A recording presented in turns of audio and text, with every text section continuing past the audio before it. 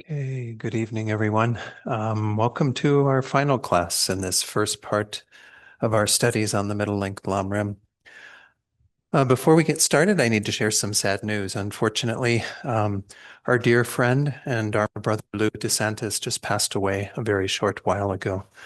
We just got word, and so at the end of class, when I finish the teaching, before we do discussion, we'll do some medicine Buddha mantras for Lou.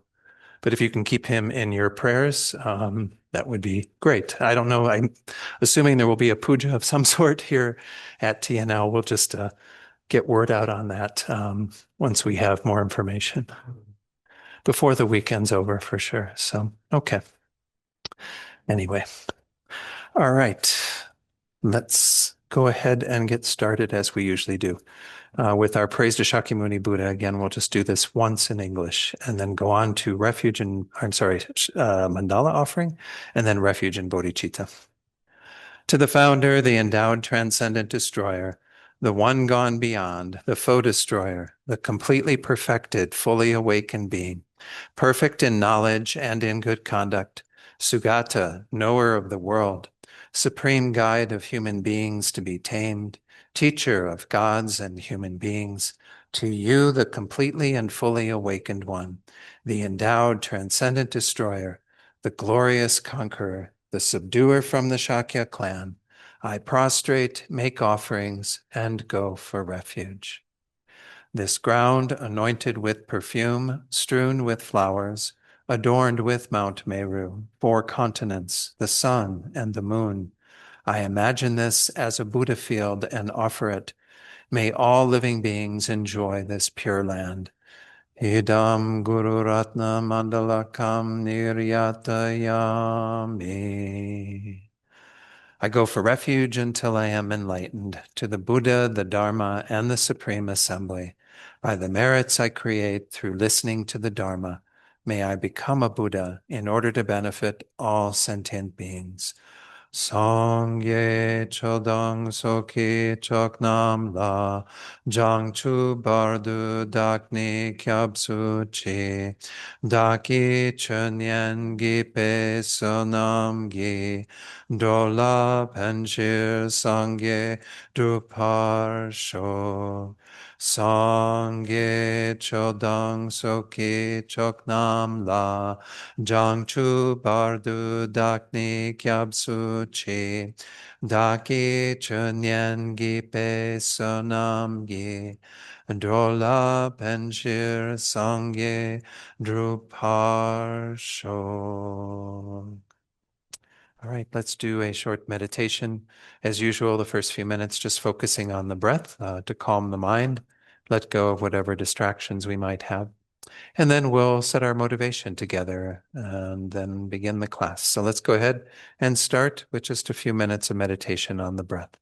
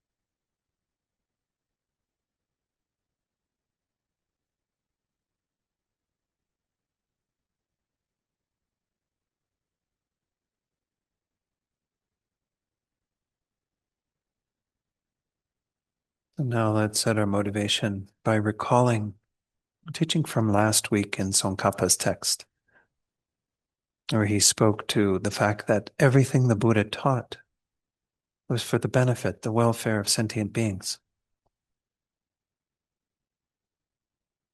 And in terms of this benefit of beings, there are two levels. The first one, which refers to the more temporal benefits, is usually called high status, or these higher states of existence.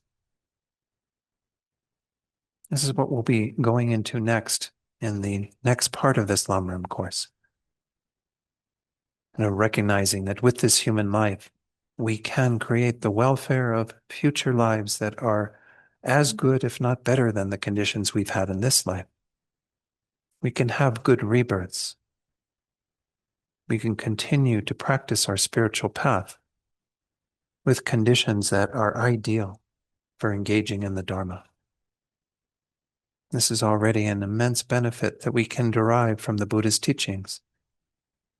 It's that motivation of the person of the least capacity in the Lamrim, the first of the three levels. Just cultivate that thought in your heart to be able to use at least the time that we have together tonight to create the causes for a good rebirth, to gain high status.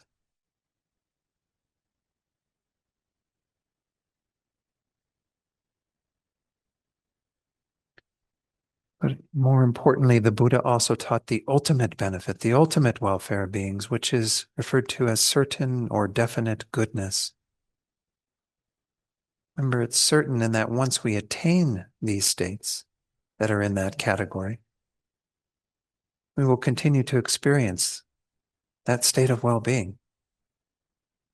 Never degenerate from that, never have any change in our experience in terms of falling to a lower existence, something unsatisfactory.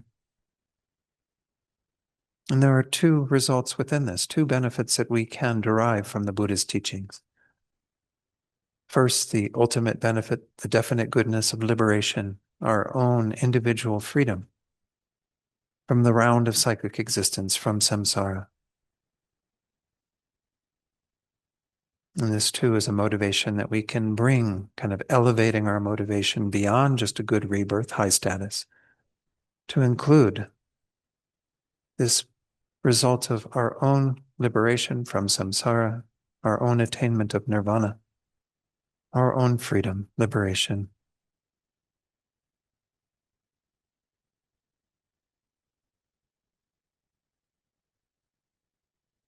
But this is not the absolute final result. The other ultimate benefit that we can derive is Buddhahood, the state of omniscience, the state of complete enlightenment. And this is the best motivation to bring to these teachings, because it is the ultimate benefit for all beings that we can all achieve. The completement of our potential, fulfilling what we have within us, our Buddha nature, bringing it to its culmination in that state of Buddhahood. A state where we will not only have achieved our own welfare completely, but then we will be ideally situated to help others to achieve their potential as well. And this is the mind of bodhicitta, informed by that result, thinking that we're here to develop ourselves fully, to achieve that ultimate benefit of complete enlightenment. So we then can help others to achieve their welfare temporally, ultimately, all the way to Buddhahood as well. So hold this thought for being here tonight in this last class, in this section of the Lamrim.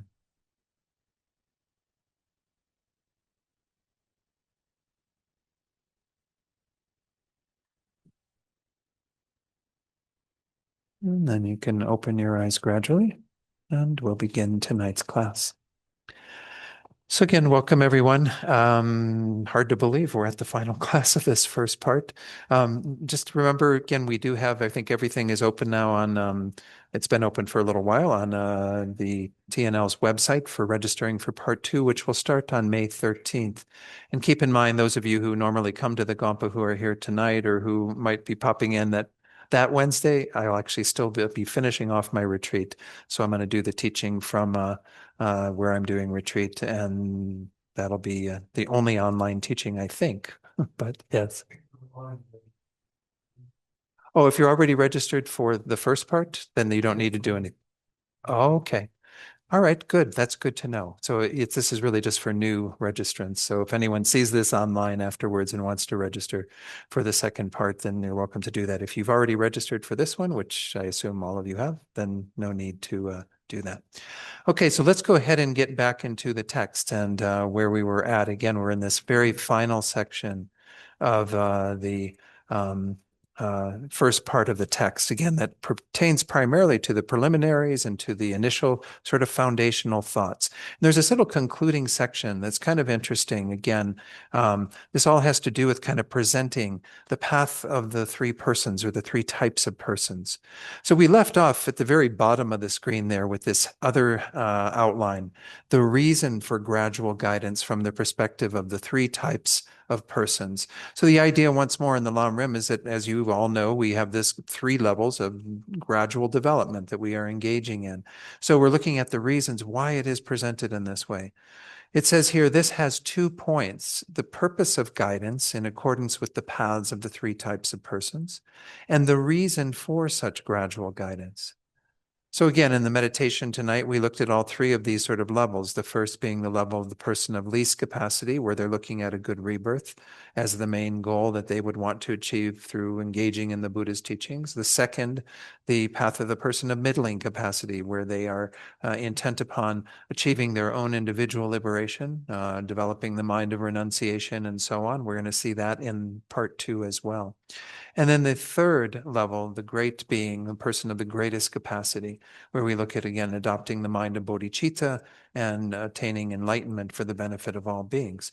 So this is, again, just a kind of a segue into the rest of the course, kind of looking at now that we've acknowledged that we have this perfect human rebirth, we've met with spiritual teachers and want to, fulfill their advice and what have you. Well, how do we do that? By engaging in these 3 levels of trainings. So let's first look at the topic of the purpose of guidance in accordance with the paths of the 3 types of persons. Although this is explained in terms of 3 types of beings, since the path of persons of great capacity contains within it the paths of the 2 other types of beings, Master Ashvaghosha says that these 2 are parts of the Mahayana path. So here it is not a matter of guidance for the path of persons of lesser capacity who make only the happiness of samsara their goal, the happiness of their next rebirth in samsara or future rebirths in samsara their goal, nor for the path of persons of medium capacity who make only liberation from samsara for their own sake their goal. Rather, we should consider, whoops, I went too quickly. Rather, we should consider certain paths common to those types of those 2 to be preliminary practices leading to the path of persons of great capacity, and take them to be part of the training in the path of persons of great capacity. So it's interesting, when we look at them, we can say certainly these 2 first levels, there are people who could practice the Buddha's teachings for that initial result, the result of a good rebirth, the result of their own individual liberation. But that's not the way that they're being presented in this context of the Lamrim. They are certainly part of our training to be able to understand how to benefit others, because the Buddha did teach both high status and definite goodness, and within definite goodness, both liberation and enlightenment. So as bodhisattvas in training, as people who aspire to become a Buddha and benefit others, we want to be well-versed in those teachings from that standpoint. But the reason why we are exploring them primarily in this context is because they will lead us to the great capacity. They will lead us to that motivation and to that understanding. We're going to see a huge section coming up right in the middle of this chapter. It kind of goes into more detail and explaining all of that logic of why we need these first two. So what was being said there in that passage I just read was that we shouldn't see these as kind of setting out the path for achieving those two goals, for achieving good rebirth, high status, or for achieving the individual liberation, but rather we see them as trainings that are part of the person of the great capacity. And so we see them encompassed within that they are how they support that and what have you. And as I said, there'll be a huge section coming up where we go into greater detail about how all of that works and why we need the two lower scopes, as they would often be called. Lama Zopa Rinpoche didn't like this term scopes for these, but nonetheless, some of our texts do have that in them, especially liberation in the palm of your hand. But the idea is that, again, these first two levels are definitely a part of the practice of a bodhisattva as preliminaries to achieving bodhicitta and going on to attain enlightenment. So now we go into the reason for this gradual guidance that is being set there, guiding us through each of these three levels to attain the result of Buddhahood. This has 2 points within it, the actual reason and the purpose. So the actual reason for this guidance, it says here, the gateway for entering the Mahayana is to generate bodhicitta, the mind directed towards supreme enlightenment. By the way, I've got a little footnote here. I'm not going to go to it and read much of it. I think I may have one. I'm not sure if I even have one passage from it. It's really quite interesting. Geshe Luntap Sopa, because there's a very similar section in the great treatise, the Lamrim Chenmo, that's almost identical to this one we have in the middle length Lamrim. In his commentary on the great treatise, he presents an excellent elaboration of these points raised in this section. And it's pages 285 to 299. I think it has a similar heading to it. So you can find it pretty easily on in an e-version of the book of Geshe Sopa's Steps on the Path to Enlightenment. So the very first point he's making here, this is that whole section that kind of explains why these first two are part of the trainings of the person of great capacity. The gateway for entering the Mahayana, to get to be in sort of the class of a great being, is to generate bodhicitta. Once it has arisen, he says here in the mind stream, according to entering the bodhisattva way, that's Shantideva's text, the Bodhicharyavatara, the instant they give rise to bodhicitta, the wretched bound in the prison of psychic existence are declared children of the Sugatas. That's another epithet for the bodhisattvas, children of the Buddhas. So essentially, what happens is when you develop uncontrived bodhicitta in your mind, no longer contrived through the techniques we'll look at in part 3 of this series on the middle length Lamrim, then you become a bodhisattva, a child of the Sugatas, of the Buddhas. So a person who has gained the title bodhisattva is admitted to the ranks of the Mahayana beings. If their bodhicitta deteriorates, though, they depart from the Mahayana. This being so, those who wish to enter the Mahayana must exert themselves in many ways to generate that mind. We're going to see these techniques. Most of you are familiar with them when we get to the beginning of that third part and go into the great teachings for the person of great capacity. However, to generate it, they first need to meditate on the benefits of generating that mind, so that delight in those benefits will increase. And then do, of course, the 7-limb practice together with going for refuge, these things we've looked at in the preparatory practices. And it says that is what is taught in both the Compendium of Trainings, which is another text by Shantideva, and then entering the Bodhisattva way. So the idea is, again, that bodhicitta is the entranceway to becoming a bodhisattva when you have that uncontrived bodhicitta. And when you develop the bodhicitta, then of course you begin your work towards attaining enlightenment. So in order to develop bodhicitta, you need to have a whole foundation of trainings that allow you to have that fully. And this is why, again, meditating on bodhicitta is a primary thing, and we do that before every one of our teachings.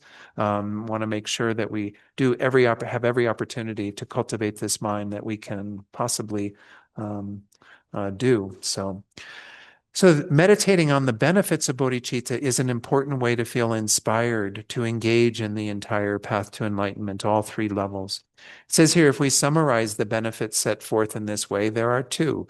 These are very similar, once more, to what we just saw in terms of last week's class, these two welfares of sentient beings, the two levels of both the temporary and the ultimate benefits. So the former here are being divided into twofold, that you will not fall to the lower rebirths and you will be reborn, the fortunate rebirths. This is some of the benefits of generating bodhicitta. You do get good rebirths. You do attain that more temporal goal. That is a reflection, again, of what the Buddha's teachings are about in creating the opportune conditions for us to meet and practice the Dharma and so on. But again, these are the benefits that are set out. We're going to see all of the benefits of developing bodhicitta when we get to that third part. But this is, again, a brief reflection that will help us to be inspired to generate bodhicitta. So again, that's part of this context of why this is being set out, is just really to give us all the rationale for why we need to engage fully in the path. We have to generate bodhicitta. We have to become a bodhisattva. Well, we need to feel inspired to do that. So the first one, again, is these temporary benefits. And it says, once this mind has arisen, the causes of miserable existences accumulated previously are purified. And the continuity of accumulating them in the future is severed. You can't really engage in non-virtue so easily once you've cultivated bodhicitta. Still possible, but you are generally driven by that mind because it becomes uncontrived or spontaneous. We'll talk about that more when we get to the third part, but that's sort of a major milestone. That's when you actually, again, cross over and become a bodhisattva on the path of accumulation, these paths that lead eventually to Buddhahood. The causes of fortunate rebirths accumulated previously, being conjoined with it, with bodhicitta, increase extensively, and the ones newly created, being motivated by bodhicitta, become unlimited. Eventually, the final goals of both liberation and omniscience are accomplished with ease through relying on this mind. This is of other additional benefits, is that you attain these more ultimate results very easily with the mind of bodhicitta. And of course, for the bodhisattva, their result isn't to end up with just a good rebirth or just liberation. They want to go on to attain omniscience, Buddhahood. But nonetheless, they will attain those very easily because the mind of bodhicitta kind of guarantees all of that. I remember numerous times in receiving teachings from Lama Zopa Rinpoche, he would make that sort of statement that with bodhicitta, you achieve not only eventually the kind of happiness of enlightenment, you achieve the happiness of liberation. You achieve the happiness of good rebirths. You achieve the happiness of this life. All happiness comes from bodhicitta. And so again, we see that with bodhicitta, you're able to accomplish all the benefits that, again, we talked about last week, that are why the Buddha taught for both high status and for certain or definite goodness. We can attain those very easily with bodhicitta, all the way to, again, the supreme result, the result of Buddhahood. So it says, but if one does not first have an uncontrived wish to gain the temporary and ultimate benefits, then although one may say, since those benefits arise from generating bodhicitta, I must make effort to generate that mind, those will be mere words. I mean, you have to, again, feel this very kind of uncontrived wish or generated wish to develop it. You can't kind of just say the words. The words themselves will be not so powerful. We have to actually engage in the practices that will lead to that mind being developed very deeply. He says this is very clear if we examine our own mind streams. We need to have that very powerful mind. Otherwise, our mind will continue to waver between more non-virtuous motivations and what have you. So now we have a whole section where he goes into kind of how this is related to the other levels of the Lamrim. So, to first develop the wish to attain those two benefits, higher states and definite goodness, again, for oneself, but primarily so we can benefit others, one must develop the attitudes common to persons of lesser and medium capacity. Once one has developed the wish to gain those two benefits, then to cultivate that beneficial mind, one needs to develop its root, love and compassion. So once we decide we want to generate bodhicitta, it's essential that we cultivate those two minds. We're going to see those being essential to our techniques of developing bodhicitta. Love and compassion that eventually become great love and great compassion, where we are dedicated to placing beings in happiness and freeing them from suffering. So it says then, when you are thinking about how you yourself are wandering in psychic existence, deprived of happiness and oppressed by suffering, if the hairs on your body do not rise up and stand on end, then there is no way the inability to bear how other sentient beings are deprived of happiness and oppressed by suffering can come about.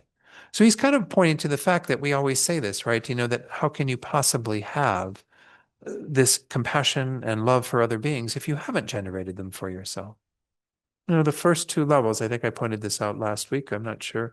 First two levels of the Lamrim are really self-compassion. They're really about looking at our own situation and saying, I have to acknowledge that what I am involved in is this process of samsara that could take me to an unfortunate rebirth at the end of this life.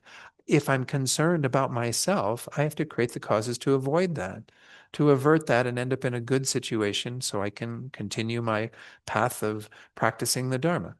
Moreover, if I really see my situation clearly in the big picture and understand it from the perspective of the teachings of the middle person of middling capacity, well, then I also generate a mind of renunciation and an aspiration to attain liberation, because that's also self-compassion. That's also wanting that benefit for myself.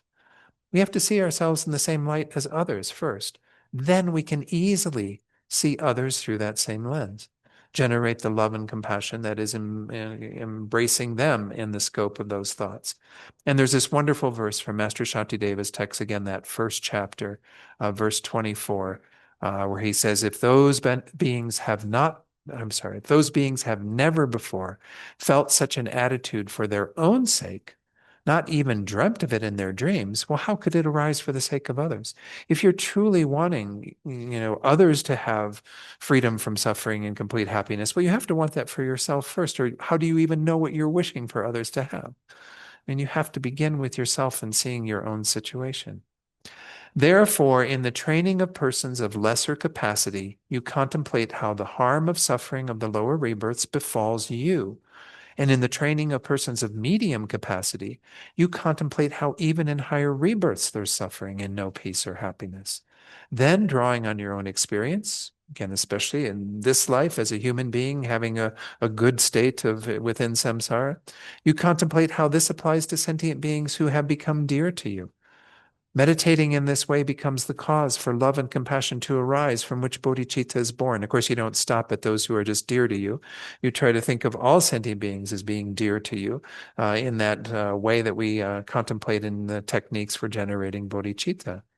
Therefore, training in the contemplation shared with persons of lesser and medium capacity is the means of generating uncontrived bodhicitta. So what was being said here, again, just to recap, is that you reflect on the benefits of bodhicitta and generate that desire to attain it. You recognize that you have to start with looking at your own situation first, through cultivating an understanding of the teachings of the person of least capacity and middling capacity. And then you have the stuff from which your love and compassion can grow, because then you will look clearly at the situation of others.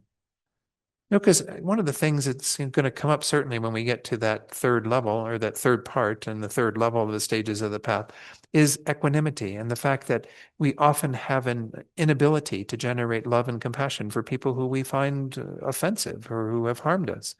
Well, if we see their situation as being exactly like our own, then we have the way in identifying that they are worthy objects of our love and compassion. But it starts with ourselves. We have to see this very clearly in our own case. Then we can apply it to the understanding of others. And then, of course, we have a kind of smooth ride to developing bodhicitta, because we have kind of generated, that very thorough understanding of what we and others are all involved in. We see we're all in the same fundamental situation. Then it says in this pink section, likewise, making effort in many means of purification and accumulation. We've talked about those before. We saw them in the preliminary or preparatory practices, such as contemplating going for refuge, actions and their effects, and so forth. In the context of the two lower levels of training, again, the person of small and middle capacity, this also constitutes a method for training the mind stream in preliminary practices for bodhicitta. You need the accumulation of merit and the purification of negativities to develop any realizations on the path. Bodhicitta is no exception, right? So we need those practices that are a good part of the initial levels of the stages of the path.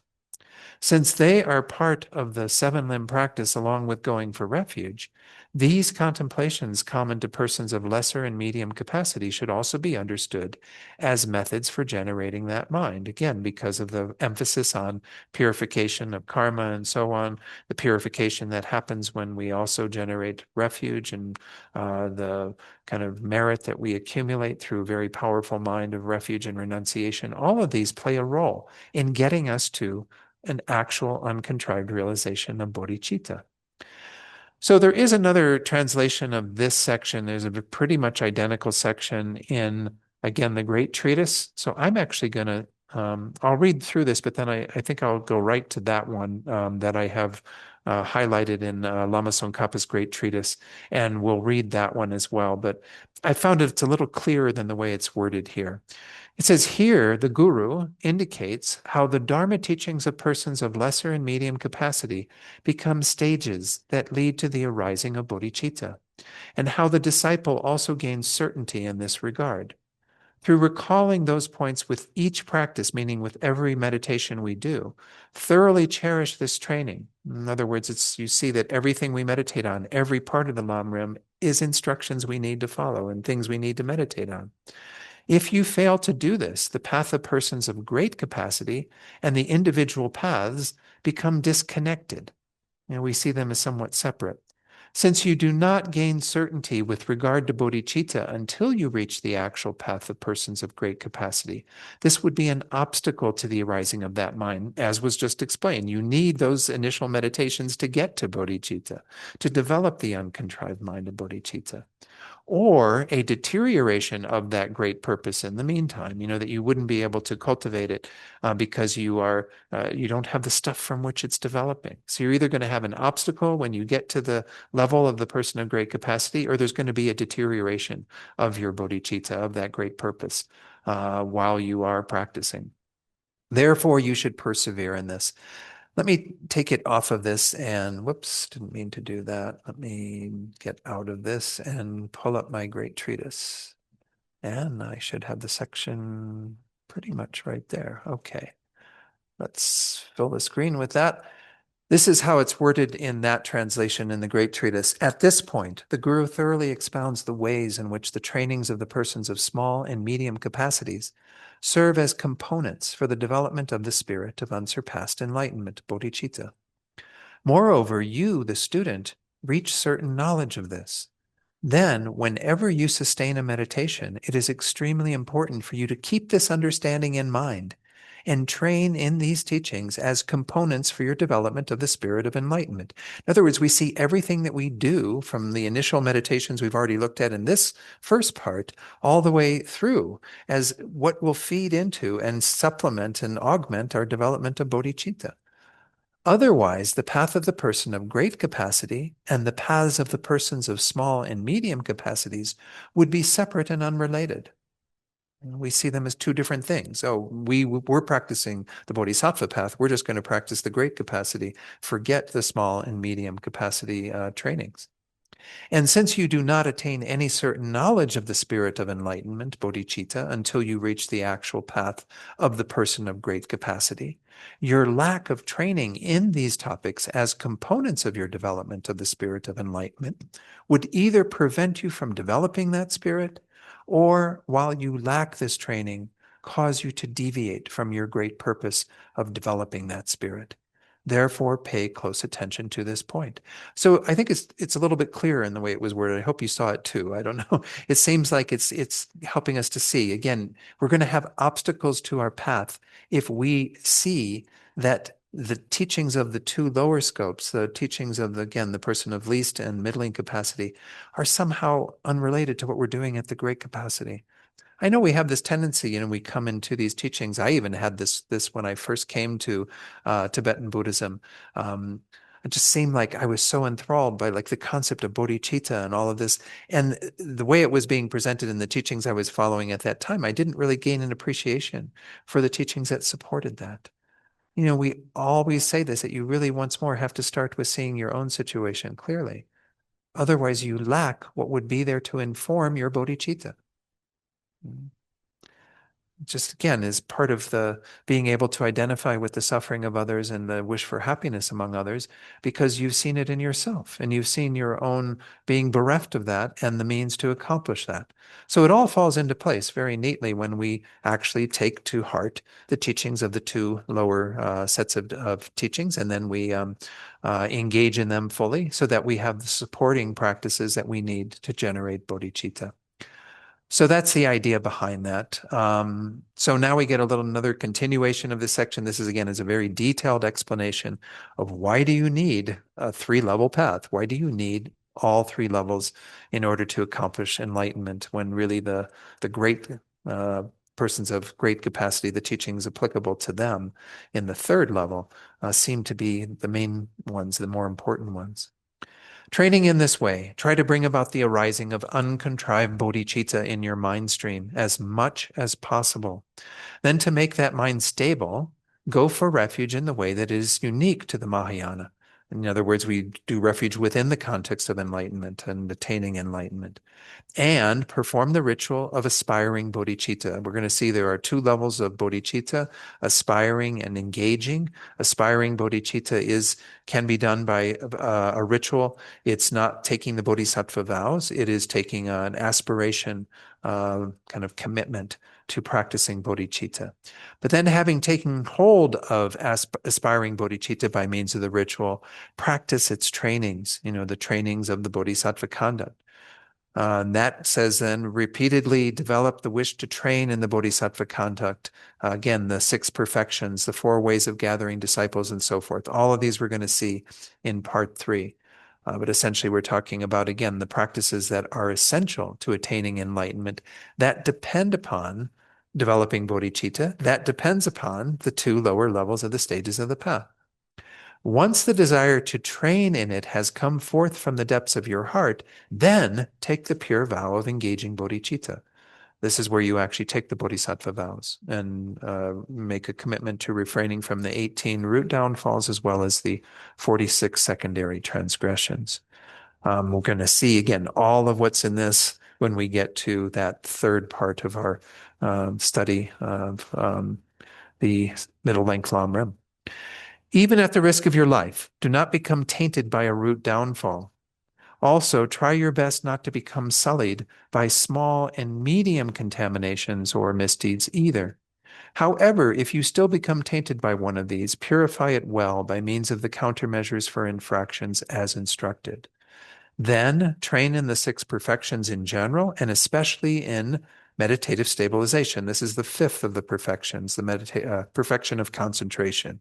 We've talked about shamatha before. This is, again, developing calm abiding, so as to make the mind serviceable for focusing on whatever virtuous object you wish. Again, we're going to see the detailed teachings on that at the beginning of part 4 of this course.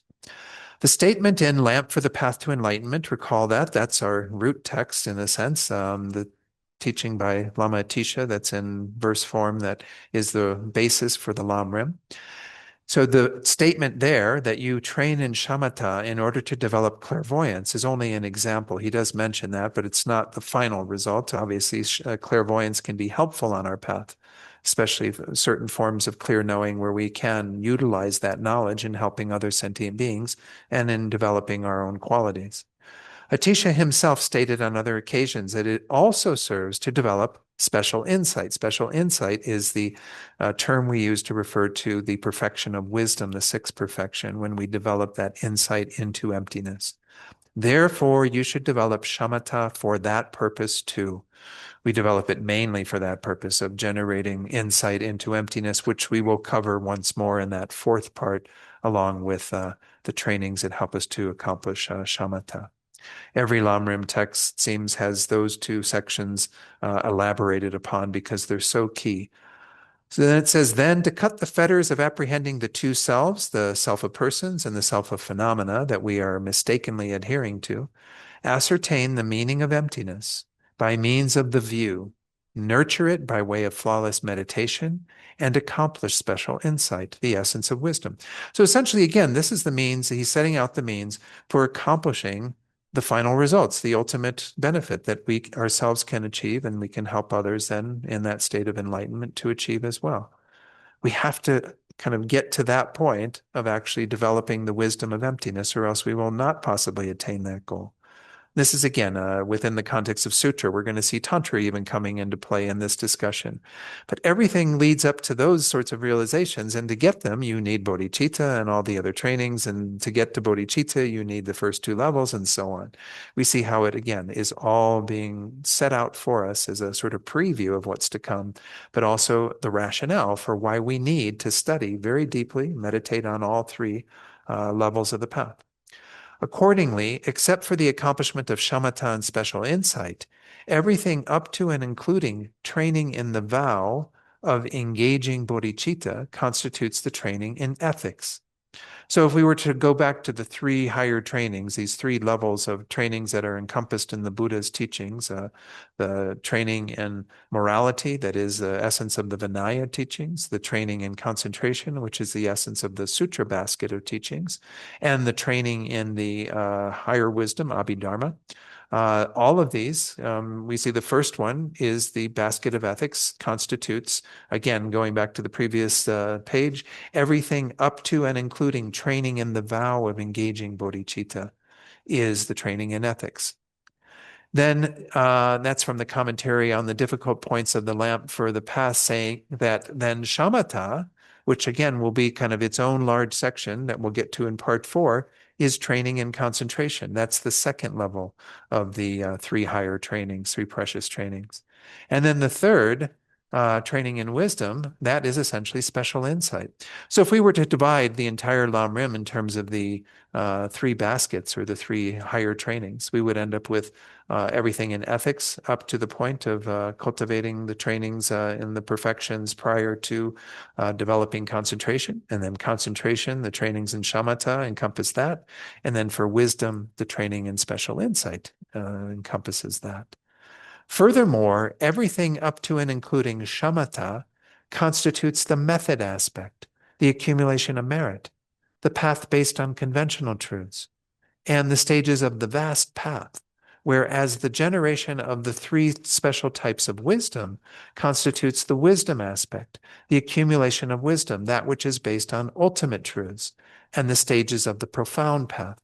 So we've talked about these previously. Let me just do a little explanation. We'll go back to that passage. But we have these two wings of a bird, you might recall, that are an essential part of attaining the results of Buddhahood in particular. But essentially, we have kind of the wing of method, which is all of the things that inform the conventional understanding of what we are doing. And everything that we do up to special insight is essentially encompassing those trainings, giving us all of the conventional techniques rooted in that understanding that will allow us to accumulate the merit, the positive potential, the direction, if you will, that will get us to Buddhahood. But the actual means of accomplishing it relies upon wisdom. The wing of wisdom is essential. The attaining special insight, vipassana, is the primary means of accomplishing the wisdom. Now we're saying, and we're not saying that there aren't other wisdom teachings in the Buddha's teachings, because essentially we see that in regard to these three types of wisdom that were mentioned. But we can roughly divide the path into these two aspects as well. We have primarily that which is a method side of it, which is about accumulating merit through a more conventional understanding rooted in conventional truth.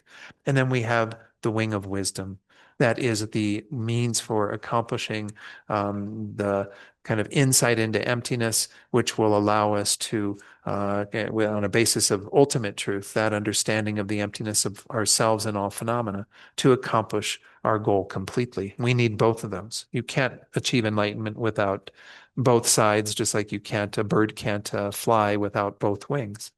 So this little footnote I put in here on the three special types of wisdom, these are what the divisions of the perfection of wisdom, as they're detailed when we get to that part, that will once more, we'll see them briefly introduced in part 3 of this course.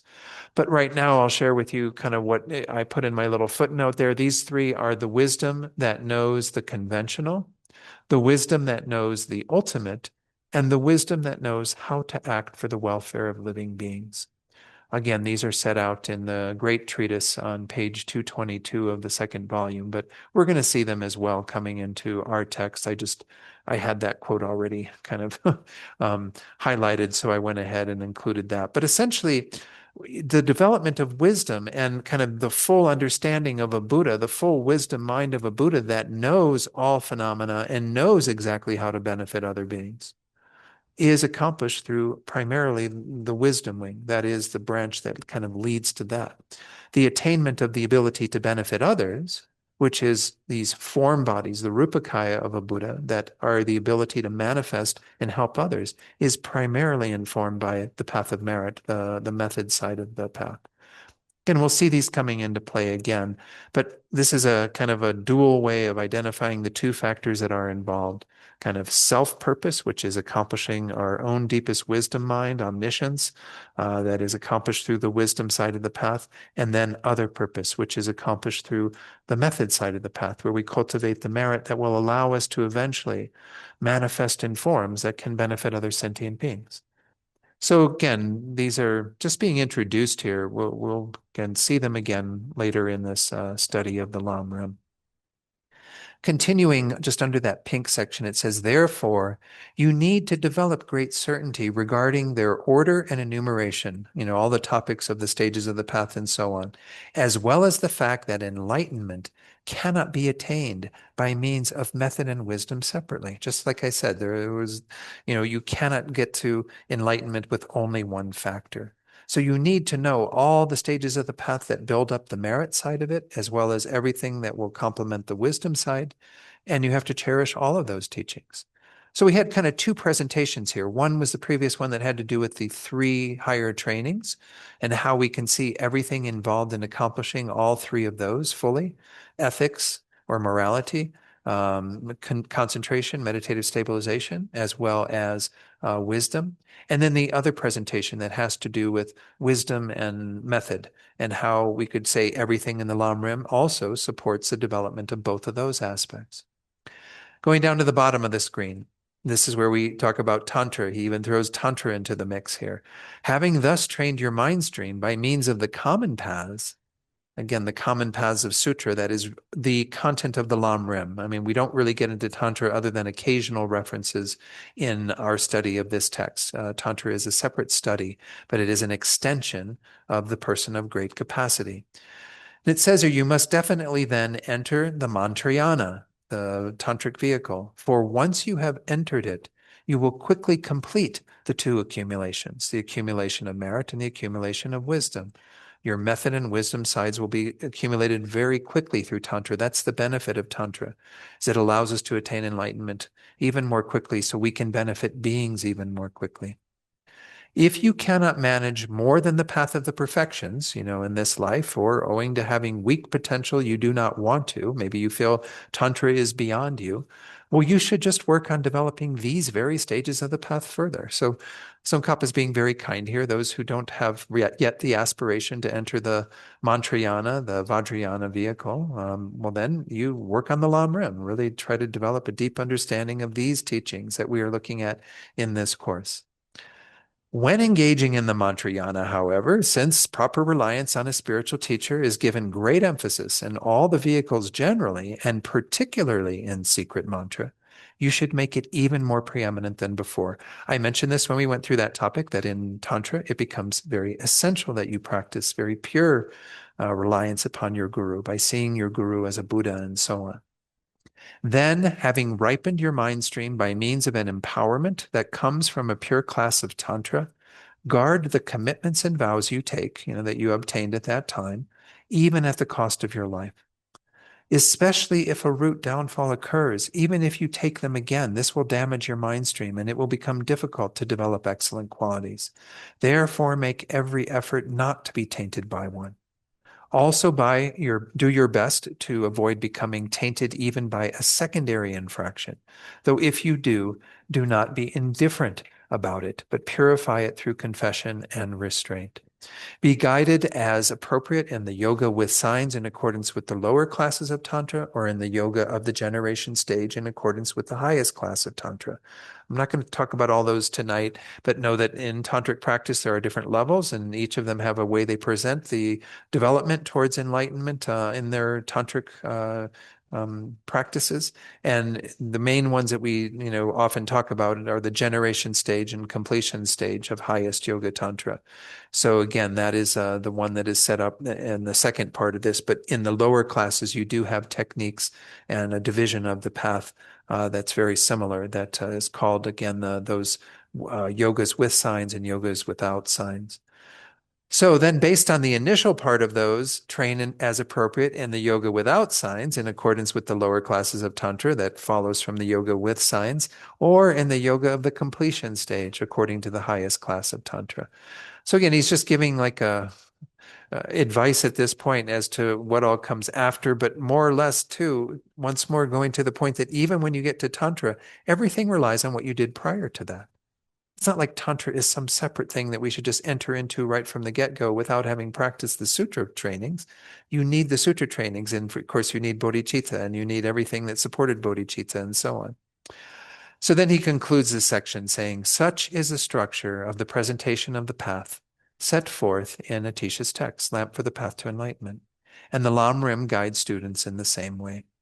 Okay, so that was again the actual reason. Now let's look at the purpose. If the Dharma teachings of persons of lesser and medium capacity are the preliminary practices of persons of great capacity, it should indeed be acceptable to consider them the stages of the path of the persons of great capacity. I mean, if this is what we just went through, we just talked about how these two lower levels are an essential part of being the person of great capacity. You need all three levels in order to get to that third level. You can't skip them over. You can't consider them separate practices that you don't need to engage in. You need them in order to generate bodhicitta, and then you go on to develop all the trainings there and so on. So this person is saying, well, if this is true, that this is how it's set out, well, then why do we delineate them somewhat separately? And why do we say that then they are paths shared in sort of common with those? So let's go to this last part where he's putting forward the argument. He says, so why use the phrase, the stages of the path in common with persons of lesser and medium capacity, if in fact they're all for the person of great capacity? It's kind of like, why do that if it's all a training of a single person who's intent upon achieving Buddhahood? Well, Tsongkhapa says there are two major purposes for making this division into three levels of beings and then guiding, beings accordingly. And for this, I've got a little note on here. I'll share this after we go through this, but I do have some slides where Geshe Sopa does share this really succinctly, a little more succinctly than Tsongkhapa does even. But there are two reasons, again, two purposes why we are working with these three different levels that are set out somewhat distinct, although in this presentation, they are all the practices of a person of great capacity. First, in the blue section there, it undermines the conceit of someone who, without even having given rise to the mental attitudes common to persons of lesser and medium capacity, claims to be a person of great capacity. I mean, it makes it very clear that there is something unique about the great capacity motivation and the great capacity trainings, but it makes it clear that you cannot be that person and enter into the great level, the great scope, without the previous trainings. So someone who has this conceit of thinking I've somehow entered into the Mahayana without those is reminded of the need for those by setting them out separately as three individual levels. Second, there is the following great benefit in their threefold categorization of the highest, the intermediate, and the lowest mental attitudes. Since the two more advanced beings, which would be the person of the great, the highest, and the intermediate, also need to strive for higher states and for liberation, there's no problem with teaching great or intermediate disciples how to train in those two levels of contemplation, because this will give rise to excellent qualities. In other words, for those who are intent upon eventually getting to the second or the third level, well, they need the other levels as well, right? They need the lower levels, because you have to get to cultivating the minds that will allow you to achieve those more ultimate results. So it seems again that there's a necessity of delineating clearly what levels will support the attainment of various goals. Although in this context, they're all set out for the person of great capacity, we still have to acknowledge that there are people of other capacities that may be utilizing these same teachings. Hence the title, Stages of the Path, in common with those who are practicing with a lesser motivation, a different mental attitude. So then about the fifth line up from the bottom, however, if a lesser being begins training with the more advanced levels, the more advanced levels will not arise. And since they will have neglected the lower levels, nothing at all will arise. In other words, you get the good qualities if you are intent upon a higher one and you practice the lower ones that support it. But if you're a lower being and you want to attain the higher states and enter into the more advanced levels, you're not going to get anything out of it. Nothing will arise because you haven't done the trainings at the lower levels. Moreover, some fortunate persons with higher capacity who have been taught the common path and already trained in it, whether in this life or in a previous one, will quickly develop excellent qualities. Having developed the lower ones, they can easily be guided through the higher levels. So we see that the accumulative effect of the lower level teachings, having been practiced well, carries forward into future lives and carries forward into one's advancement into deeper and deeper practice. Having developed the lower ones, they can easily be guided through the higher levels. Thus, their path will not be prolonged. So again, what we're looking at here is like, if we can say that certainly when the Buddha taught this idea, that there are different types of results that the three scopes, the three levels are based upon. First, higher states, higher status, that essentially is the first level, the stages of the path. Then certain or definite goodness that is encompassed in two different goals, liberation and enlightenment. So essentially, there are beings certainly who don't have the capacity to go beyond those, right? That's why we say again that we're practicing them in common with those beings. Although we are aspiring for this, we practice them in common with them, kind of understanding the teachings that support that level of motivation, though that isn't our final level of motivation. Though, as was pointed out, certainly if we want to attain the goal of enlightenment, we need to have both of these minds. We need to have a mind that is intent upon good rebirths, as well as achieving renunciation and a wish to be liberated, because that is compassion for ourselves. And then we can, again, translate that into compassion for others. But the whole point is that if you don't have it delineated in this way with these three levels, you're kind of missing the opportunity to meet people where they are at, to kind of give them the teachings that will serve their purpose based on their own predisposition at this point in time, which of course changes over time. That's what that last little section went into. Let me go to my slides. I actually forgot to share some slides from an earlier part of this, but maybe I'll skip over those, and those had to do with the two purposes. Oh, well, maybe that is it. Sorry. Yeah, this is it. Okay. Oh, sorry, I thought I had a different section in here.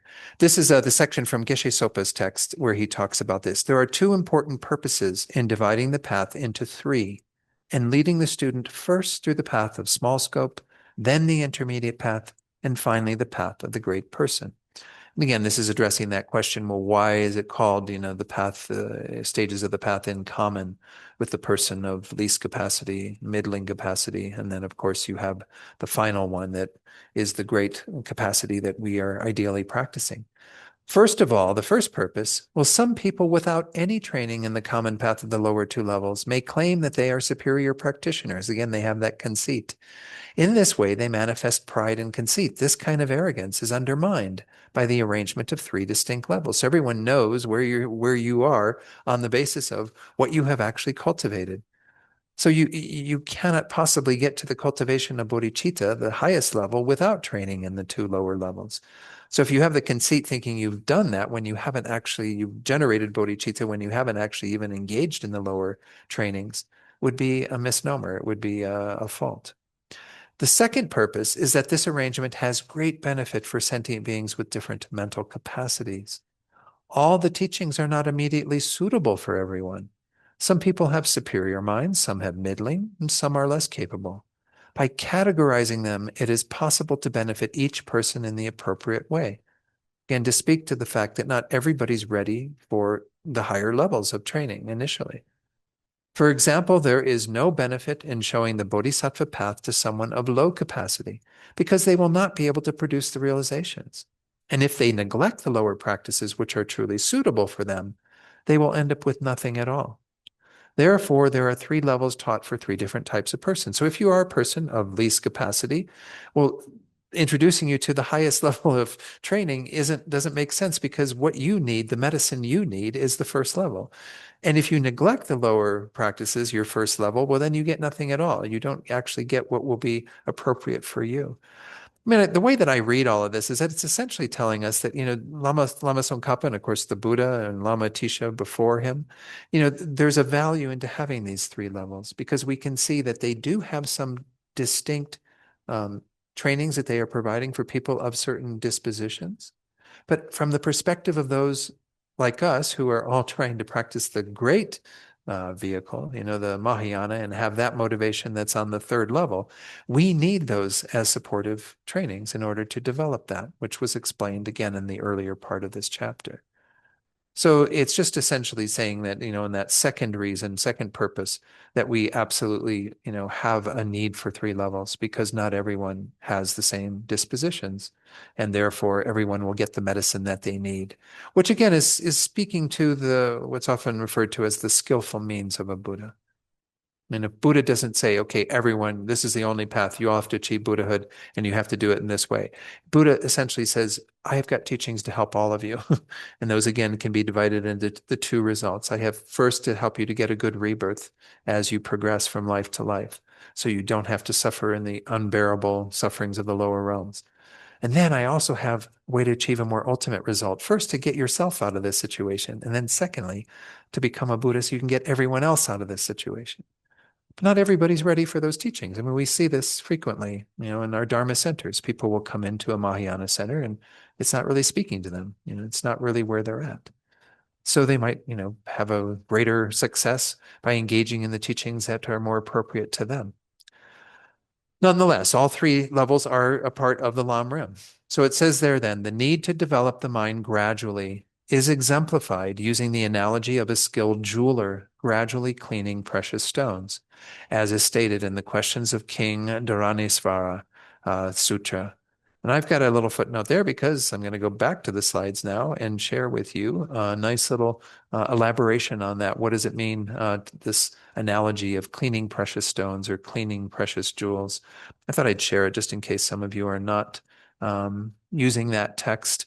Again, that was also, this example was mentioned in the Lamrim Chenmo, which Steps on the Path to Enlightenment is a commentary on. But it says there, just as a jewel is naturally precious, but must be cleaned of obscuring dirt. This is an analogy being used for our Buddha nature. We're sort of naturally pure, but we have to be cleaned of what obscures us. All sentient beings have the capacity to attain Buddhahood, even though they have this essential aptitude called Buddha nature. Right now, their minds are dirty and unrefined. They're polluted. The 3 levels of the Lamrim system are like the 3 steps of refining a jewel. The practices of the person of lowest spiritual scope are like rubbing it with a rough cloth. Kind of the rough cloth gets rid of the superficial, kind of stuff, the dirt, the impediments that are there and that are kind of easiest to get to. The intermediate path is like rubbing with a woolen cloth, where you're kind of doing a finer polishing to get it to really shine. And then finally, the highest path is like polishing the jewel to perfection.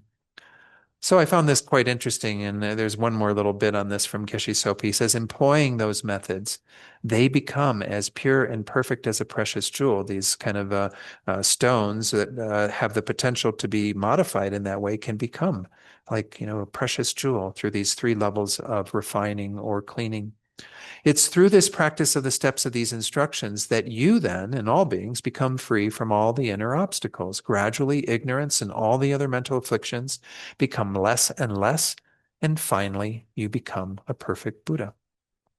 So this speaks to, again, the path that is taught in this tradition. I know that, again, in some Buddhist traditions, they speak of instant enlightenment or something, like you can suddenly go from being completely sort of sullied and polluted to absolutely pure. But in this tradition, it seems to be a much more gradual process. And again, we see that even in the stages, the 5 paths that you go through, you're purifying more and more of what's in the mind until you eventually get to the subtlest obscurations.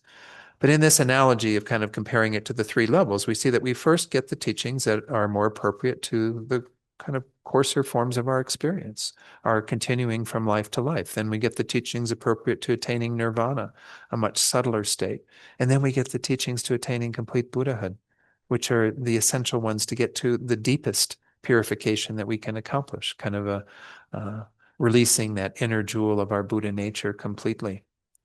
So let's go back to our text. We don't have too much left, and then we will do a little bit on the test that I'm hoping you'll use. But anyway, we'll get to that in a moment. The need to develop the mind gradually, again, we just did that, is exemplified by this stone.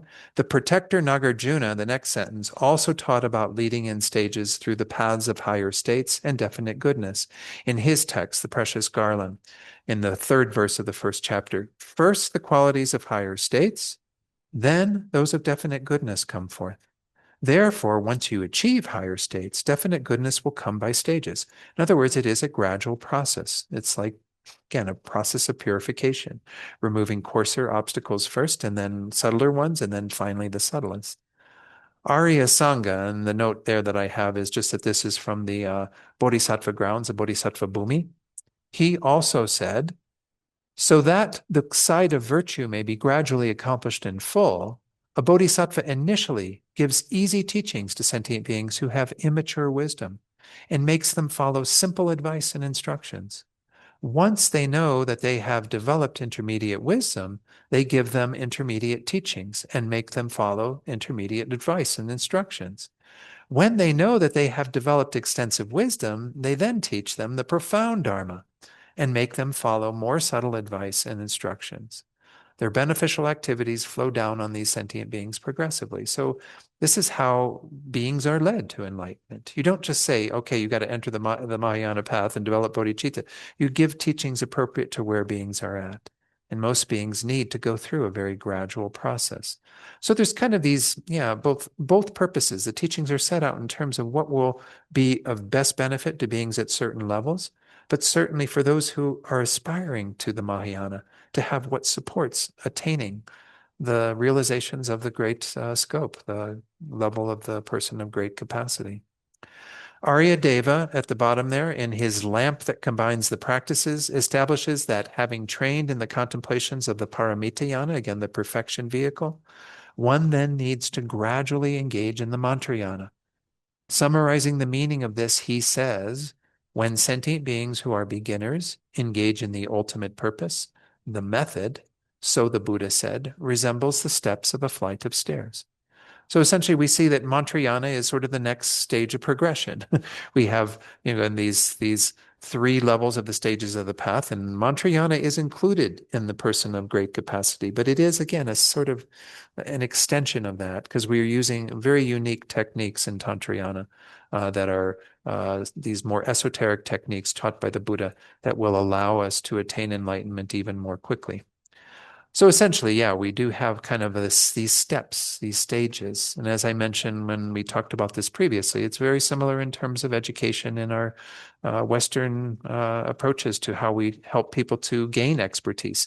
You can't expect that somebody who's 5 years old is going to be able to do, graduate studies. They have to, start where they are and engage in the teachings that will support that. So. Okay, so let's finish off the text here. Go back to that final page, and this is really just an introduction to the remainder of the text, which will again be the next 3 parts of this course. This is the second part of our outline. We saw again that having acknowledged that we have this perfect human rebirth, how do we take its essence? Well, this is now the actual way of taking its essence. This has 3 points. Training the mind in the stages of the path shared in common with persons of lesser capacity, training the mind in the stages of the path shared in common with persons of medium capacity, and training the mind in the stages of the path that are unique to persons of great capacity. Again, that's where we look at bodhicitta, developing the 6 perfections, and so on, all the trainings that are quite unique to the Mahayana. Again, everything follows from here. So where we will pick up in the next class, the next part of this that starts on May 13th is with the stages shared with persons of lesser capacity. And just so you know, that study in that part will also cover the person of middling capacity. We're going to put both of those together. Again, it starts around May 13th and goes till August something. And then my plan right now is to finish the third part, which covers the development of bodhicitta all the way through the general presentation of the 6 perfections and the 4 means of drawing disciples. That will be concluded by the end of this year. We'll do it actually by the beginning of December so that we can have a little break with the holidays and people can take a test for that if they wish. And then we'll reconvene in January and we'll work on the tough stuff, cracking the hard nuts of the last part of this course on special insight and calm abiding. What I want to do with the little bit of time we have before the discussion, and we will do some mantras for Lou before we conclude and do the discussion, but I wanted to go over the test and kind of what to expect. I have loaded today, I finished off the kind of loading today, the files on the Google Drive. I have a new folder there that's called test materials. I had a few of these things out there earlier, but if you go to that folder, hopefully you can see this. I know it's quite small on the screen, but there are 4 Word documents that are there, and there is a PDF document. Let me pull these up one at a time. The PDF document is what you want to start with and what I'm going to go through mainly right now. It's called Instructions for Taking the Test. I mean, it doesn't sound like you maybe need that, but you do in the way that I put it together, perhaps. So besides this file with these instructions, there are 4 additional files that in that folder that I just showed you. Here are some brief instructions for using those files to take the test. The first one that is there that I want to mention is what's called the honor statement for the test, because we're not going to like have people all in a room taking the test while a teacher watches them or something. This is, we're adults. We can deal with this in an adult way. You take the test when it's convenient for you. And this gives you the instructions on the honor statement that you need to abide by in regard to taking the test. And this should be read first as it provides the guidelines then for taking a test. As is indicated there, when you feel that you're ready to take the test, you are then to sign the honor statement, which you will send by email along with your completed test when you have finished it. So let's go back to that honor statement just to introduce you to that and go over the information that is there. And for this, I need to make this larger. Let's go to about 150, maybe even 175. I don't know if 200 may not fit. Let me see if I can get that on there. Okay, so we essentially have, again, this honor statement that starts with kind of the little statement there in italics. This honor statement should be reviewed upon receipt, but it needs to be signed before you start the test, as I just mentioned. And it says, for this test, I will abide by the following guidelines. I will complete the test in a single sitting of my choice. So you're not to do it like over 3 weeks where every week you do a little part of it. You're to do it in a single sitting. It's not that much to do. I'll show you what is involved in the test shortly. But essentially, I'm hoping you will do this sometime between tomorrow and Tuesday, May 12th. And that's just because then it will be all completed before we start the next course on the 13th. If you require additional time to complete it, if you're traveling or you have other commitments that are not going to allow you to do that within those roughly 4 weeks, then please arrange that with me. Again, my email address is in a number of these documents. You can just get in touch with me by email. But I would like to have them all completed by a certain date as well so I can grade them all together. Otherwise, I end up kind of grading some and then having to go do the next ones, at another time, and kind of helpful for me to just put them all in front of me and do them all at once. It also says I will not open the test before beginning the session in which I have chosen to complete it. The file is even marked that way. The test file itself says, do not open until you are ready to take the test. I will also complete the test in one session with only short breaks if necessary for coffee, tea, restroom break, whatever you need, get fresh air. But try to do it on, like, set aside a Saturday morning or afternoon or something. I don't know how much time it's going to take you to take it, but I don't think it's very much. I will complete this test by myself and not be in contact or confer with other students while answering the questions. You're welcome to study with each other in advance. No problem there. I think it's an excellent way of reviewing the material. I will also not consult any study materials, texts, commentaries, notes, charts, etc., while answering the questions. Okay, and I think that goes without saying. This is, meant to be something, because it's the Lamrim in particular. I think it's really useful to memorize a lot of the information in here because you are wanting to meditate on this stuff and bring it to mind as best as you can. So I don't think it's too challenging to have you memorize things.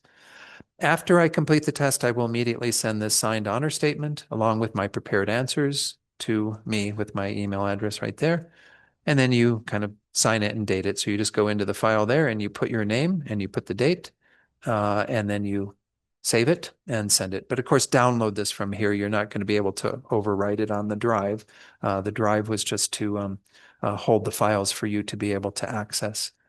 So I hope that's pretty clear in terms of what's required. And again, this is through the guidance I've been given from FPMT, the woman, Olga, who oversees the basic program. This is an honor student that we use in any of these tests that we do for the subject. So this is not something unique to this. It's generally what's involved in taking any test involved in individual subjects like the one we're doing here. Excuse me. Okay, so then the second thing that's there, that second point has two files. The list of homework questions to study, which is only the questions, and the list of homework questions to study that has the answers embedded within them. These two files contain the questions that should be studied as you prepare for the test. And there's only 14 questions, okay? So it's not like a whole slew of questions. We've had a number of questions on the homework for the, 10 different, I think there were 10 different homeworks or 9 different homeworks, 9. There are two versions, as I just said, one with only the questions and the other that also includes the answers, should you prefer to have them all in one file for easy reference. So I will pull those two up for you. Here's the ones that just are the questions to study. And as part of that, I give you the quiz the homework that they were a part of. So let me push that over a little bit. So again, it does say, maybe I should put it back up at the top. Please note, during the test, you're kindly requested again to not use study materials. The test focuses on the following questions from the homework. On the test, you will be asked to answer a portion of these 14 questions, but yet are advised to study all of them in your preparation. And I'll explain how that happens in a moment. That'll be the last point that I talk about. So we have, again, question 1 there is from, as you look at the italics at the end, homework 1, number 2. Homework 2, number 2 is the number 2 question, and so on. So you essentially have all these different questions that come from the 9 different homeworks that we had, all right?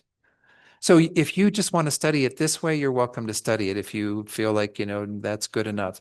However, if you would like to study it with the answers embedded, then then you can print it out. Why I did it in 2 different ways is because some of you may have already printed the answers to the quizzes or to the homework. And so you don't necessarily want to print it all again. You can then just, I'm somebody who still likes printed material to study from, but this one has them all right there. So you'll know exactly what the answers are that I'm looking for. Not that you have to do the answers verbatim.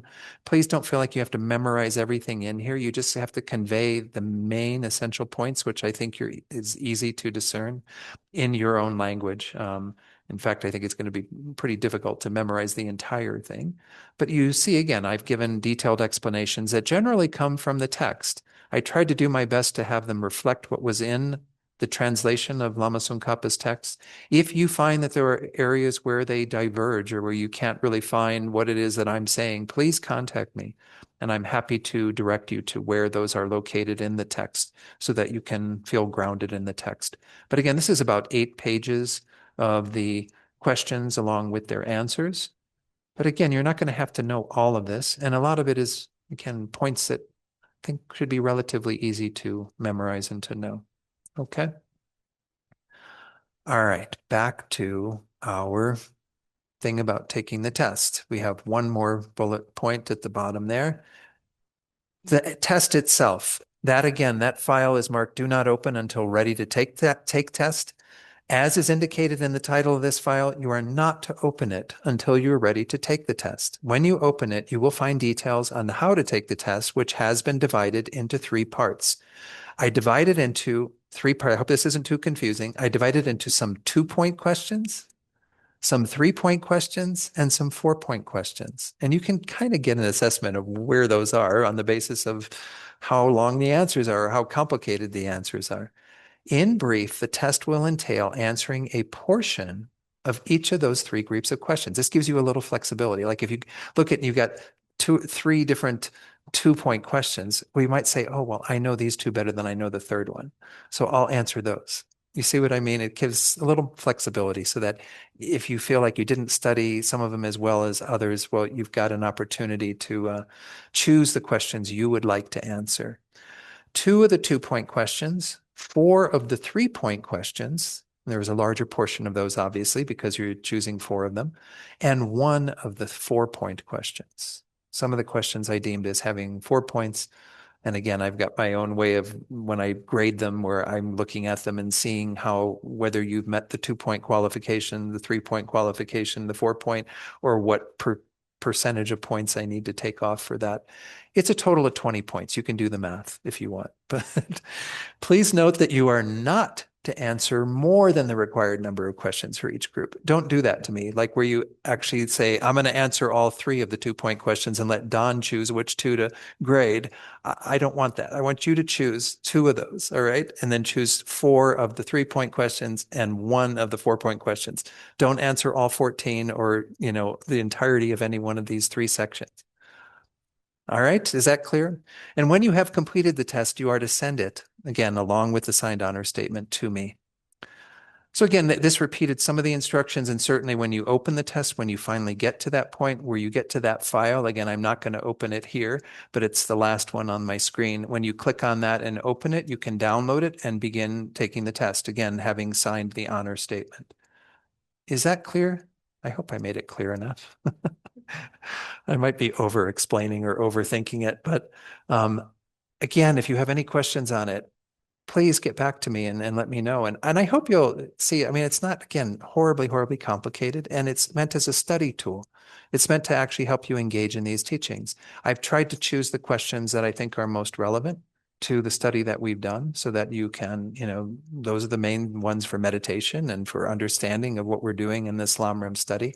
And that'll be how I choose the questions in the future as well. So I'm trying to keep it, again, very practical. These are things that ideally we should all know as students of the Lamrim. What are the 8 freedoms? What are the 10 endowments?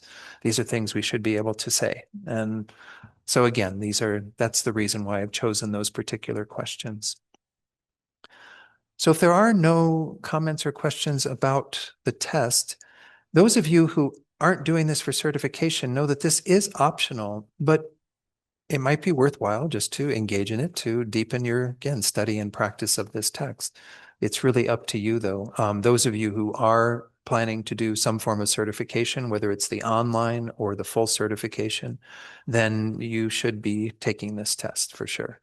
And there will be, again, a single test at the end of each of these 4 parts. There won't be an exam for the entire text, but again, I went through all the requirements for doing the certification in the first class. So if you need to review those, you can look at the recording from that. All right, let's do some prayers for Lou. So again, some of you may have come in late, but we heard word today just before class started that Lou DeSantis had passed away. He had been in hospice care for a while and had been declining. And we're going to do some Medicine Buddha mantra. We'll start with the long Medicine Buddha mantra, and then we'll also do some of the short. Let's do 3 of these together.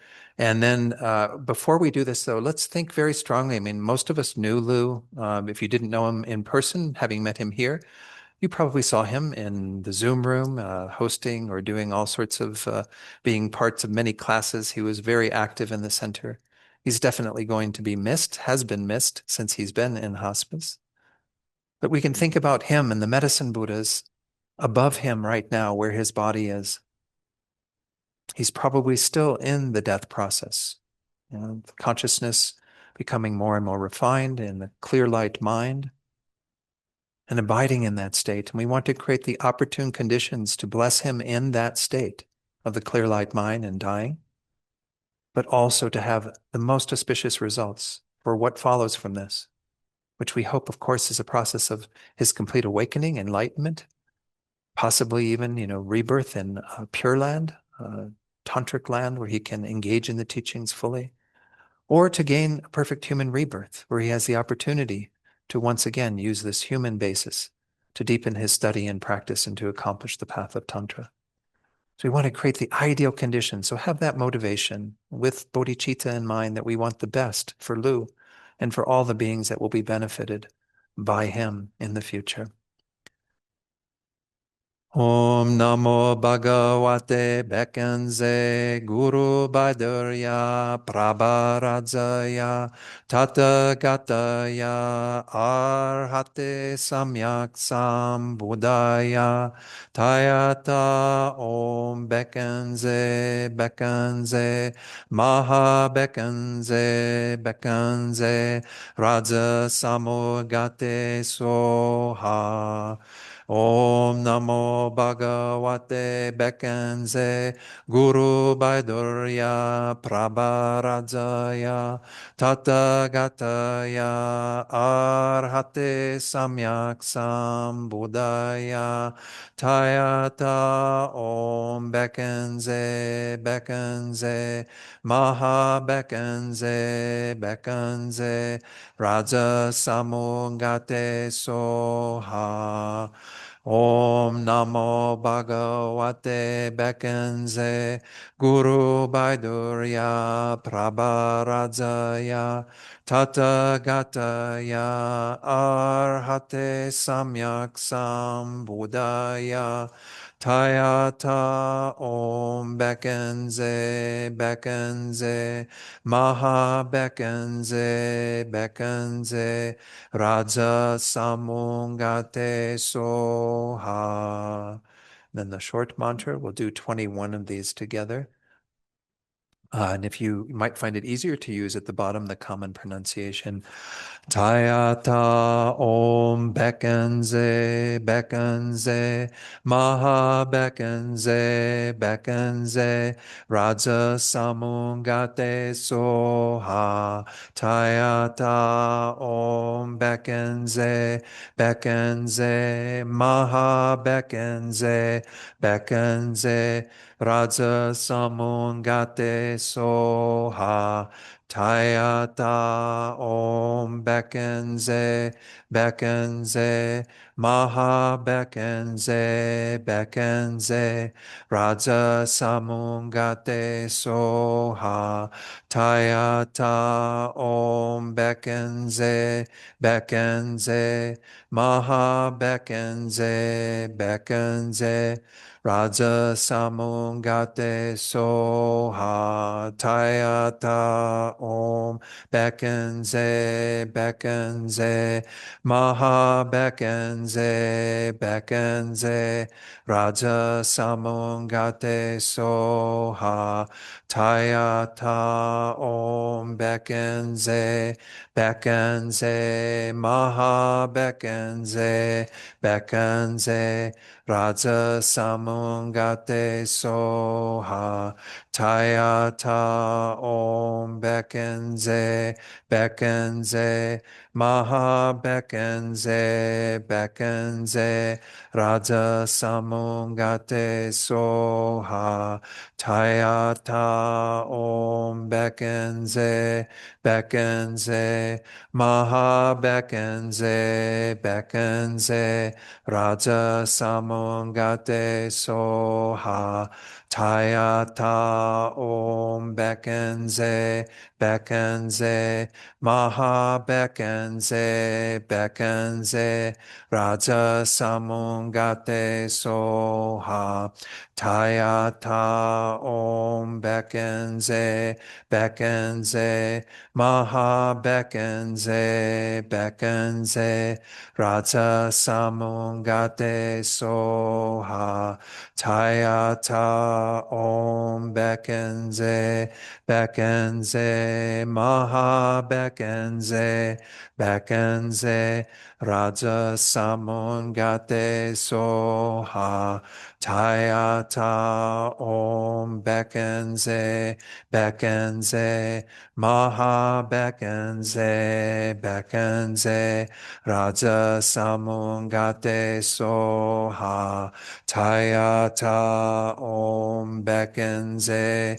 bekenze, maha bekenze, bekenze, raja samungate soha, tayata om bekenze, bekenze, maha bekenze, bekenze, raja samungate soha, tayata om bekenze, bekenze, maha bekenze, bekenze, raja samungate soha, tayata om bekenze, bekenze, maha bekenze, bekenze, raja samungate soha, tayata om bekenze, bekenze, maha bekenze, bekenze, raja samungate soha, tayata om bekenze, bekenze, maha bekenze, bekenze, raja samungate soha, tayata om bekenze, bekenze, maha bekenze, bekenze, raja samungate soha, tayata om bekenze, bekenze, maha bekenze, bekenze, raja samungate soha, tayata om bekenze, bekenze, maha bekenze, bekenze, raja samungate soha. So think very strongly that without a doubt, all the benefits have accrued for Lu and his passage through death, through the various stages, for everything to get, again, to be as auspicious as possible for what follows from this. It's perfect existence in a state where he will achieve enlightenment as quickly as possible and benefit countless sentient beings. And so those of you who do need to leave at this time, be sure to do your own dedication of the merits from tonight. Those of you who are staying for the discussion, let me put on screen the questions. There were just 2 questions from the homework 9 that we didn't get to, but if you didn't discuss the first one, you're welcome to do that. That one had to do with kind of the 2 levels into which the welfare of beings can be subsumed. You'll recall that from the meditation tonight, and how the teachings are for accomplishing those are included within the 3 levels of the stages of the path.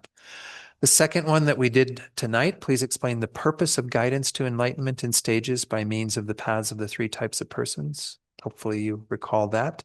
If not, again, you have access to the answers, so you can take a look there.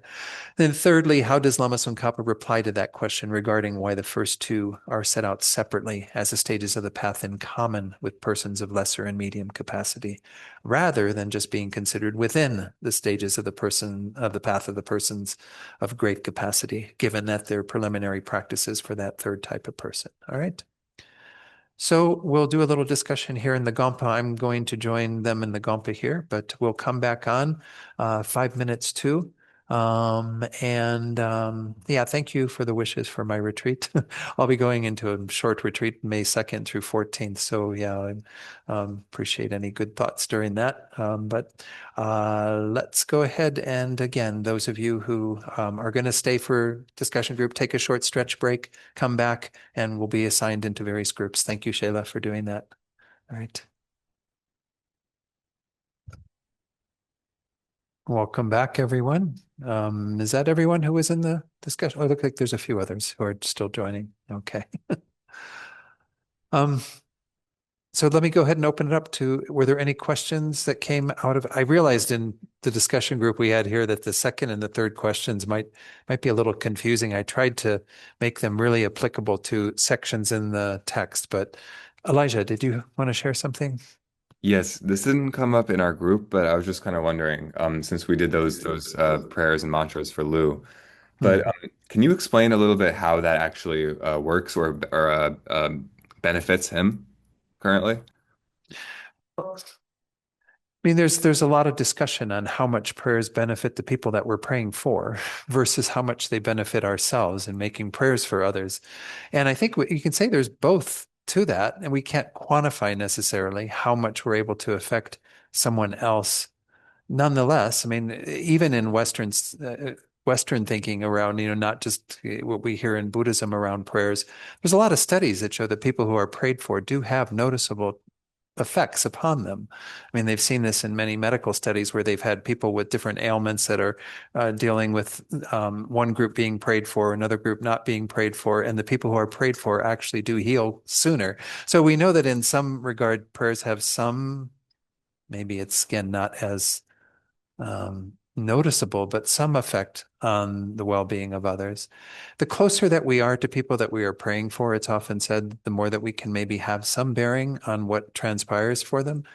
Um, it's not a given that any one of us can, dictate what happens to another being in terms of their karma. That certainly would be even outside the realm of what a Buddha can do per se.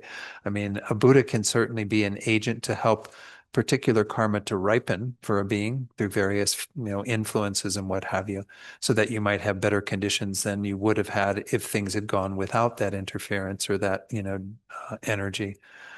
But it's always a question that I have too, in terms of, and I do hear a lot of teachers saying, well, one of the main reasons why we do prayers for others, of course, is to enlarge our own compassion and our own desire to be a benefit to others as much as possible, so that we can think of it from that perspective and understand more easily the effects that it can have on us by us continually working on opening our heart to prayers for others around the world and, war-torn places or whatever, the way that we dedicate at the end of these classes and so on. Um, but the effect on the beings who we're praying for may or may not take place, again, because it also is somewhat contingent upon their karma. You know, if you're making strong prayers for somebody to have a good rebirth, but they've led a non-virtuous life and haven't really created the seeds for that, well, at least in this life, they would probably still have some seeds somewhere in their continuum that could ripen into that. It's hard to say again if we can have that much effect because somebody has not really done their work to create the causes and conditions to project them into a good rebirth. But nonetheless, I think the prayers are always beneficial in terms of um, again, enlarging our own motivation and our own desire to be a benefit to others. So,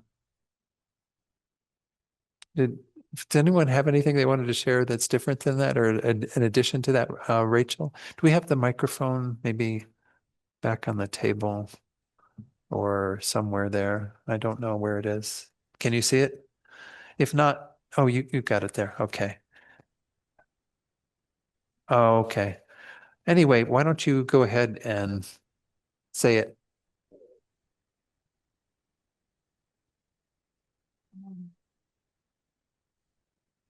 Person that has died, if they're still in that process of Mhm. becoming settler and settler mind and all that. In the dissolution process, yeah.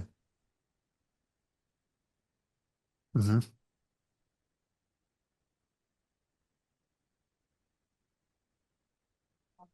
Mm. All right. Mm. Mhm.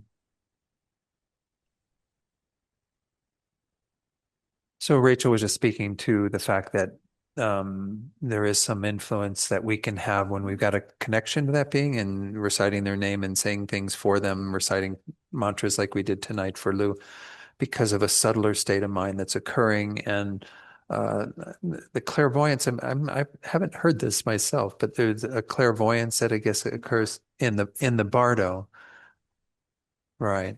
But during the process of the dissolutions, I don't know that that's necessarily happening, right? I mean, because yeah, I don't know. I never heard that.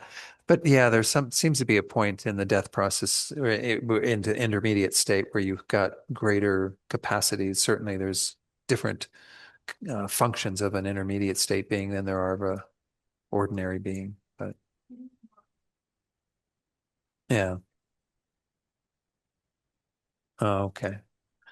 So she's heard also it's more powerful to do the prayers before somebody dies rather than after, but I think it's still beneficial. Yeah. So anyway, if I see anything a little more specific on that, Lama Zopa Rinpoche was very keen on mantras and prayers, and us really again using those frequently as a way to try to compassionately connect with others. Because the other thing that happens too, of course, is when we think about others and dedicate for them, we're creating some karmic connection with them that may not allow them to be benefited in the moment, but we will make a connection with them to benefit them in the future. And that's the way we need to think about it too, is that we might not be qualified to be able to help them through our prayers now, but we could help them more directly by helping to influence them in the future, in their future lives and what have you. So thanks for bringing that up, Elijah. Was there anything else that came up in discussion or from tonight? Okay. So anyway, let's go ahead and do our dedication prayers then. Let me pull up the screen with those prayers and we'll conclude the evening. All right. Due to the merits of these virtuous actions, may we quickly attain the state of a Guru Buddha and lead all living beings without exception into that enlightened state. May the supreme jewel bodhicitta that has not arisen arise and grow, and may that which has arisen not diminish but increase more and more. Then we'll recite the prayer for His Holiness the Dalai Lama. As we recite this, think that for His Holiness as well as all the beings who are gurus for us, who are guides for us in this world. We can even think beyond just us, those beings who are guides in whatever spiritual tradition in this world. May they continue to abide with good health, very long life, and may they be of great benefit to others through the wishes, the aspirations they have. The wish-granting, wish-fulfilling jewel, source of every single benefit and happiness in this world, to the incomparably kind Tenzin Gyatso, I beseech, may all your holy wishes be spontaneously fulfilled. So we just had on Monday the third anniversary of the Lama Zopa Rinpoche showing the aspect of passing away. So we had strong prayers that day, but it's important as much as possible to continue creating this energy for everything to be auspicious for Rinpoche's reincarnation to be identified and for that being to be of incredible benefit to all beings. Peerless teacher and assembly of the children of the victorious ones, Shravakas and Pratyeka Buddhas, victorious Losang, father and sons, along with the lineage masters, all the objects of refuge of infinite lands, please bestow the virtue and goodness of accomplishing this prayer here and now. Holding and spreading the Muni's precious and complete teachings through explanation and practice, you wore the armor of patience that is never discouraged. Incomparable Venerable Guru, to you I make request. While striving single-pointedly for the sake of the victorious one's teachings, the sole gateway through which all benefit and happiness emerge, and for mother living beings, you suddenly departed to peace. What a great loss! Nevertheless, through the undeceiving truth, of the blessings of the ocean of the three jewels and the great waves of bodhicitta of the children of the victorious ones, may the smile of a reincarnation swiftly beam in glory for fortunate disciples. It's moving my cursor up too quickly, so sorry about that. Let's just dedicate now for all those beings we're holding in our hearts, and we can certainly start with Lou. Again, we're trying to again create the most positive conditions for Lu, having that thought that through his process through the dissolutions into the death state of mind of clear light, everything be completely beneficial for him to proceed to the most ideal situation in the future, whatever that might be. And just so that all the conditions will be there for him to meet with the Dharma again and to practice it and become enlightened as quickly as possible. And all the other beings that we're holding in our hearts as well, those who have obstacles, those who are ill, those who are dying or who have died, we dedicate for them and think that we send this positive energy out to them and to the places in the world where there is great suffering at this time, and think that it removes all that suffering immediately and brings the causes of happiness for those beings. And may all beings be free from suffering and have all causes of happiness through what we've done here together tonight and throughout this course. Okay, thank you all very much for joining tonight, and hope to see all of you at some point. I've only got one more teaching I'm doing here at Tupten Norberling before I do my retreat, but I'll definitely look forward to seeing you on May 13th when we start the second part of this course. Good luck and have fun with the test if you are taking it. Okay, bye everyone.